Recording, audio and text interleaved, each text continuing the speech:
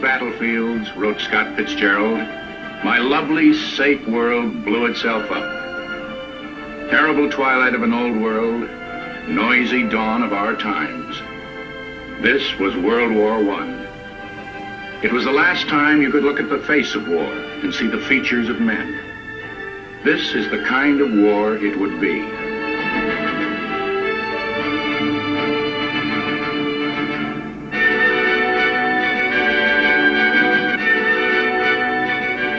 The machines were starting to emerge.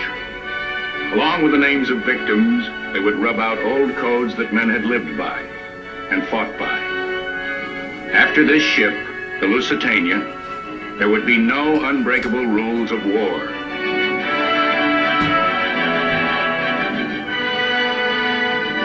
There would be many other victims. The litter of a primitive D-Day at a remote peninsula called Gallipoli.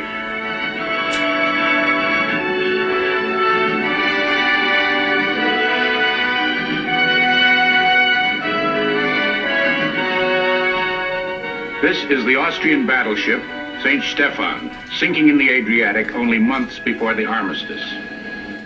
No orders to abandon ship from its captain. It was an age when commanders could take men to their deaths in the name of nothing but honor.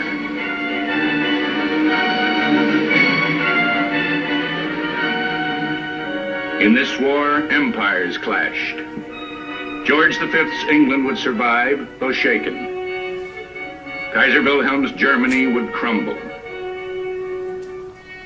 Doomed also, the Romanovs, absorbed in themselves while Russia seethed with change. And the Habsburgs, the antique dynasty of Austria-Hungary. Of the world these kings had inherited, only shadows and echoes would be handed on to us.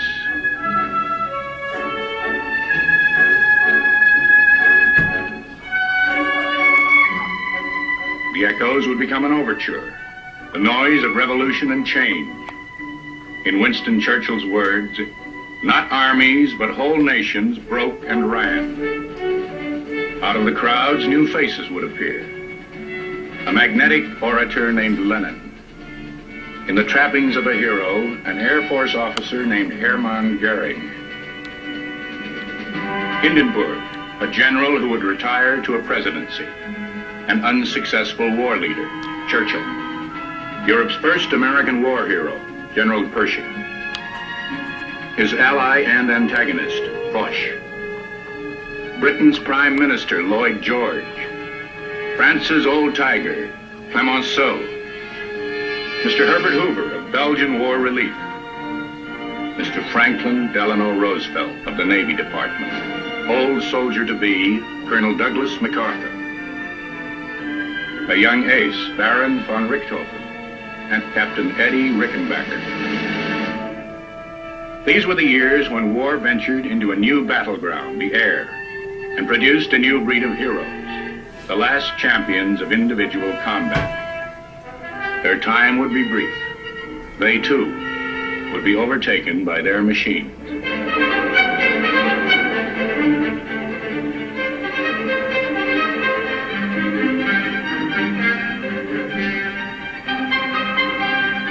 Heroes of this war, some known, some nameless, would keep searching for answers to its hazards. There would be no answer except man's power to endure his follies.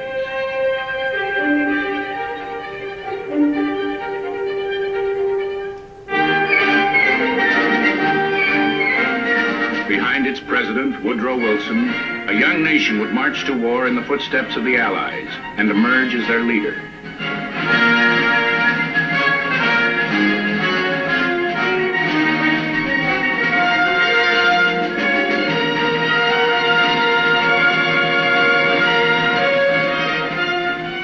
This is the kind of war it would be, a cataclysm.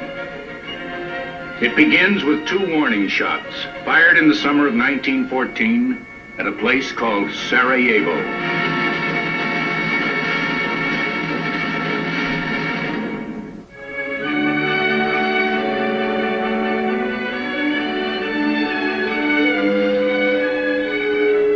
Europe in the vintage year of 1914.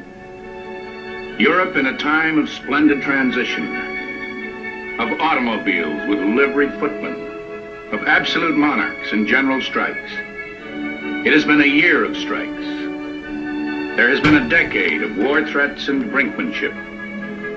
But it is an age of confidence, which takes crisis in its stride. Men are reasonable, progress continues, peace seems permanent. What spoiled children we are, a Paris editorialist writes, in the last week of June 1914. June 28th in London. King George V and Queen Mary on a short drive to Kensington Palace for a Sunday visit with their relatives.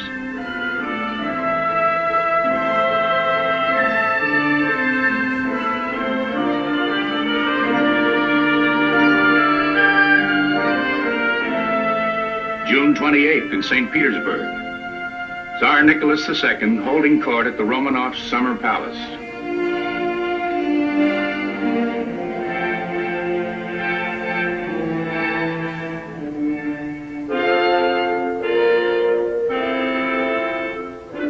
June 28th at Kiel, Germany. Kaiser Wilhelm II at the official opening of the widened Kiel Canal. He takes a salute of friendship from British ships at the ceremonies.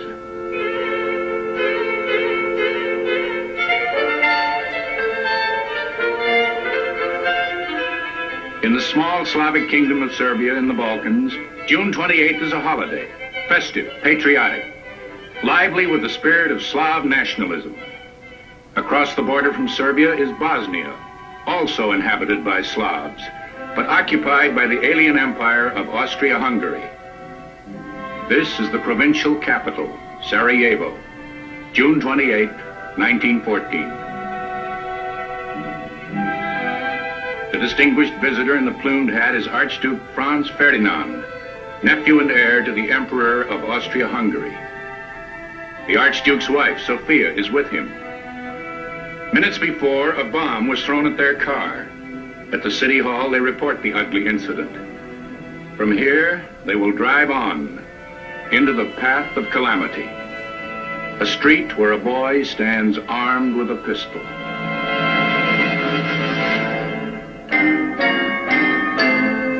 Two shots end the lives of the Archduke and his wife.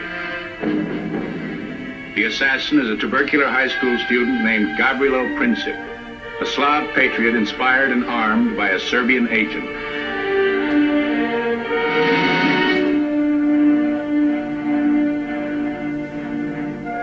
Sarajevo is ransacked by Austrian occupation troops, while the bodies of the victims are shipped home to Vienna, to a funeral without pomp or tears.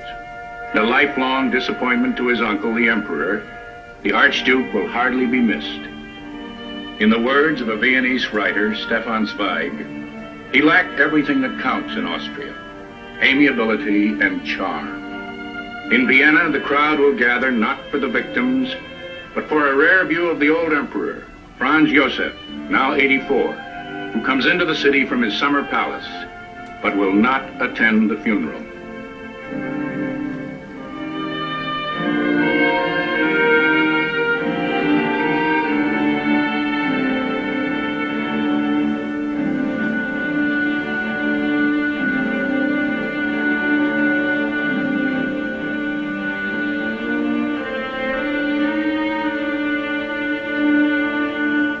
The funeral barely interrupts the music in the cabarets.